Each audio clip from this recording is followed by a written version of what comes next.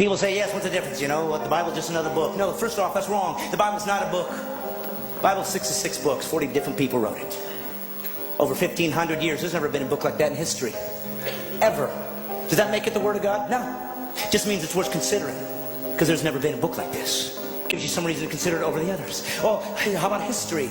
For hundreds of years, archaeology has used the Old Testament and New to find buildings, to find people, to find civilizations, to find kings that didn't exist or they didn't think they did. And suddenly the Bible said they're there and they dug it up and there it was. Does that make it the Word of God? No. It means it's historically accurate. Real people really existed and really wrote down what they saw. It's worth considering.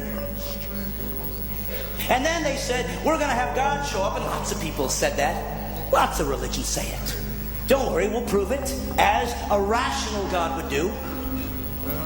I will do prophecies. I will show that I'm not trapped in linear time, that I can see beyond where you are. I will give prophecies to tell you what the guy, when I show up, when God appears on earth to reveal himself, I'll show you what he's going to look like. Over 300 prophecies. And then a man showed up one day named Jesus.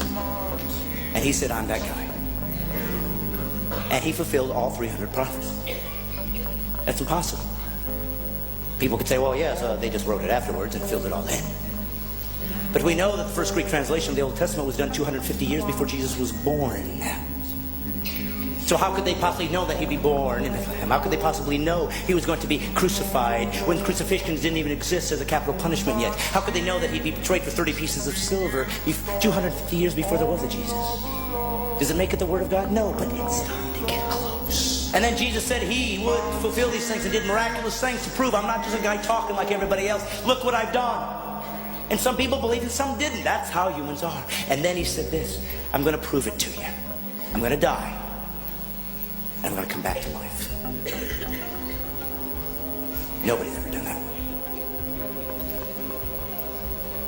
And he died. And all those who were with him, 3 years, ran in fear, as would all of us.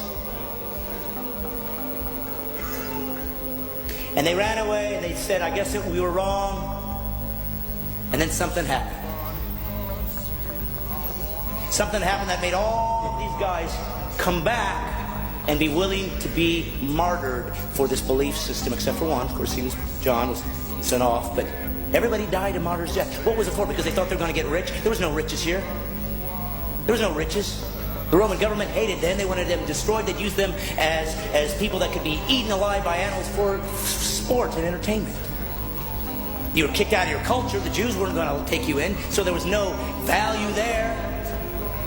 There was nothing good here. There was nothing here to gain. And they all still died for what? Because they found a new religion? No, for one reason. They said this. I saw him die. And I saw him come back. Why did he die? So he could have a perfect life? No, so he didn't have to go to hell. Well, I don't believe in a God who would send people to hell. He didn't give hell for you. That's what's great about Christianity. It gives you all the answers. Hell was created for the devil and his angels. But it was part of the rules he put into nature, into the nature that we live in. Anybody that rebel against him, this is where they're going.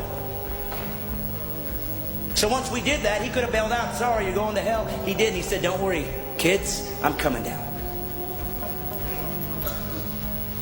So if you go to hell, you chose it. And you will not sit there and argue with him. You'll know what you've done. And if you're an atheist, let me tell you something. That's your dilemma. If we all die and there is no God, it's just eternal unconsciousness, you'll never know. But if you're wrong, you'll know. And it's not a gamble anyway. You should take. Well, what are you saying? I should just believe in Jesus so I don't go to hell? Pretty much.